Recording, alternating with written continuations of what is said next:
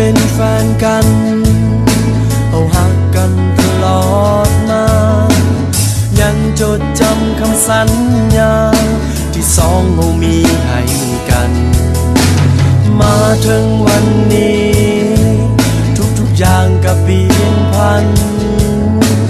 คำสัญญาที่เคยให้กันเจ้ากับลืมมันได้ลงเฮาหักกันนานเท่าใดเจ้ายังอยากทิ้งไปแต่กับเขาที่เป็นคนใหม่เจ้านั้นยินยอมมอบใจ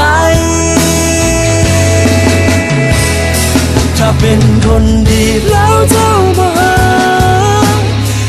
บ่สนใจหรือต้องการให้เป็นคนหลายใจวันนี้เจ้าจึงจะวนคืนมาและคอยควรทำอย่างใดเป็นคนหลายใจเจ้าอาจกลับมาหากันเหมือนเคยคอยนั้นเหมือนจะขาดใจ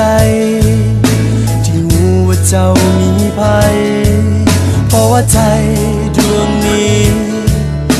มันมีเพียงเจ้าคนเดียวทุกค่ำคืนมันเงียบเหงาไม่มีเจ้าเคียงข้างกายตอนนี้ทนบ่ไหวเมื่อคิดเรื่องเจ้ากับเขาเฮาหักกันนานเท่าใดเจ้ายังอยากทิ้งไปแต่กับเขาที่เป็นคนใหม่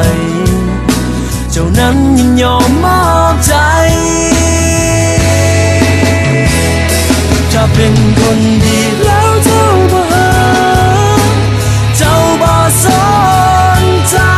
หรือต้องการให้เป็นคนหลายใจวันนี้เจ้าจึงจะวนคืนมา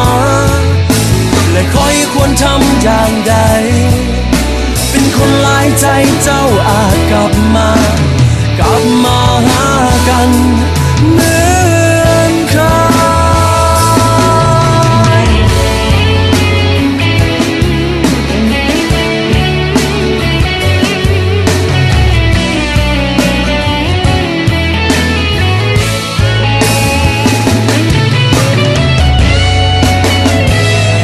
ถ้าเป็นคนดีแล้วเจ้าบ่ส